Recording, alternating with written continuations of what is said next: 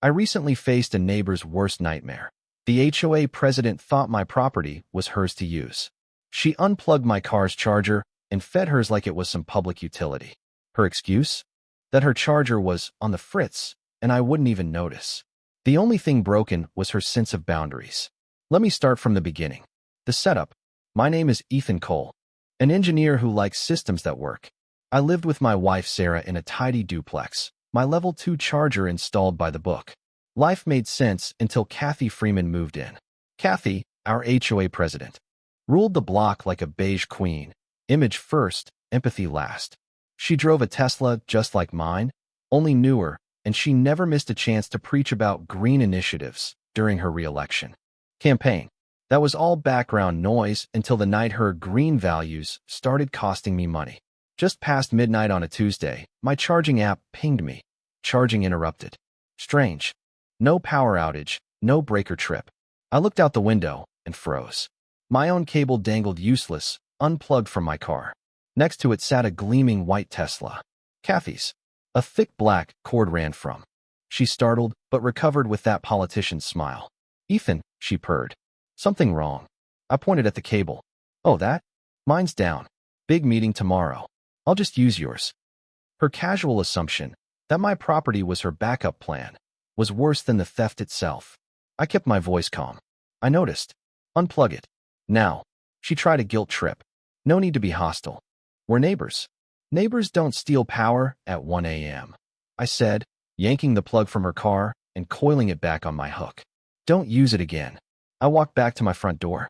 Sarah had woken up. I told her what happened. We both knew it wasn't over. Building the trap.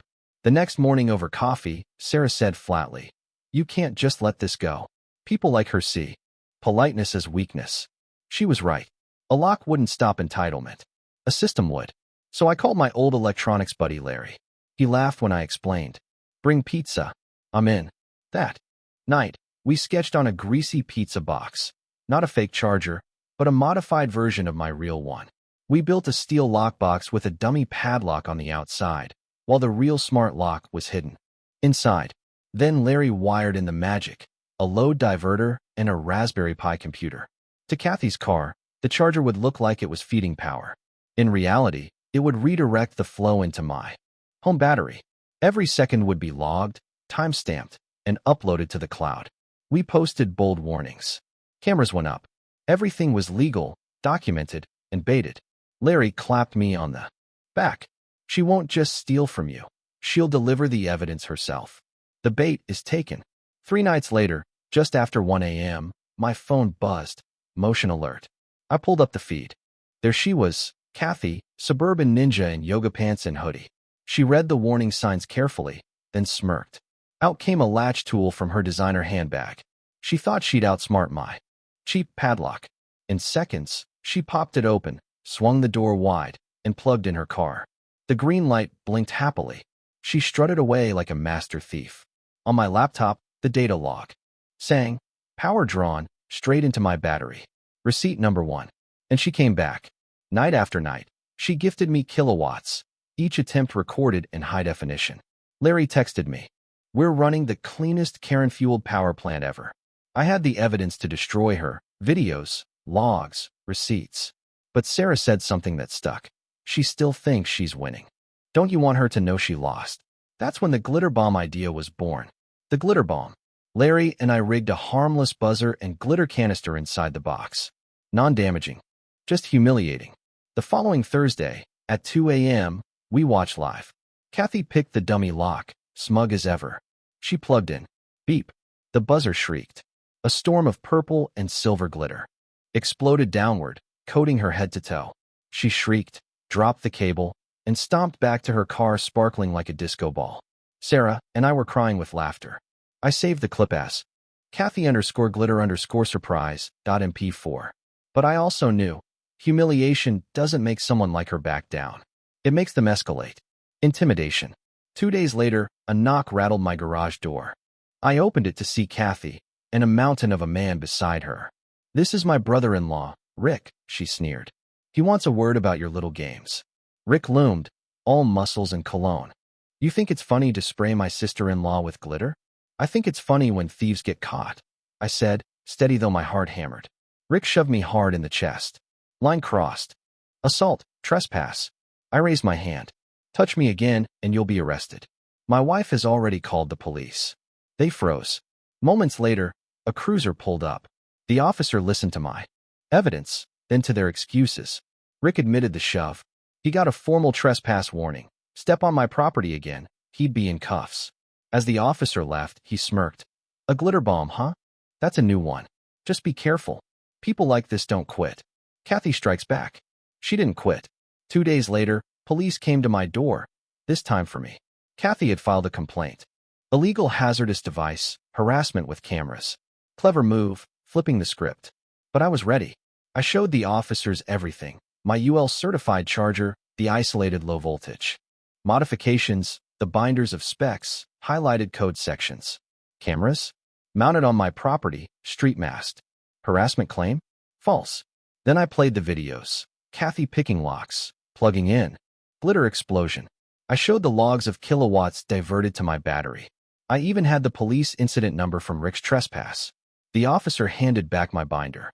Mr. Cole, you're in the clear. Frankly, you have enough evidence to press charges. When they walked down to confront Kathy on her porch, her composure cracked. Her plan had backfired. The HOA war. Days later, her illegal home charger was red-tagged by city inspectors. Turns out she'd skipped permits. Her image, the green leader, was crumbling. Desperate, she weaponized the HOA. A certified letter landed. In my mailbox, 3 violations. My steel box was an unapproved structure. My warning signs were unauthorized signage. My buzzer was a public nuisance. Daily fines threatened. She thought she could drown me in paperwork. Instead, she handed me the rope to hang her with. Proof of abuse of power. The annual HOA debate was 4 days away. I built a presentation. Videos. Logs. Police reports. Violation letters. My finale. An audio clip of Kathy herself on the phone. It says it's charging, but my battery's barely moving. It feels like you're sucking my Tesla dry. Irony, immortalized. The showdown. At the meeting, 50 neighbors filled the clubhouse. Kathy smiled like a queen awaiting coronation. When my turn came, I rolled out the projector. Slide after slide. Videos of her theft, the glitter bomb, Rick's shove, the violation letters. The final audio clip of her whining filled the room. The crowd roared with laughter. Then, silence, anger. They saw her for what she was. The vote was a landslide. Kathy lost. Martha Dawson, a retired teacher, became president. Her first act? Passing the Private Property Integrity Act, banning unauthorized use of private chargers and declaring it trespass. The Kathy Freeman bylaw. Justice, swift and absolute. Aftermath. Karen, or rather, Kathy, was censured, fined, and forced to pay me $734.44 in restitution. I cashed the check into a custom trophy. A chrome EV handle on marble, engraved energy restored. Life returned to peace. Newsletters turned from threats into potluck invites. My box still hangs on the wall, a monument to boundaries. One night, I saw Kathy trickle charging with an orange extension cord out her window. Our eyes met. She turned away, defeated. I didn't gloat. I just looked at my trophy. The system held. Boundaries restored. Energy restored. Peace restored.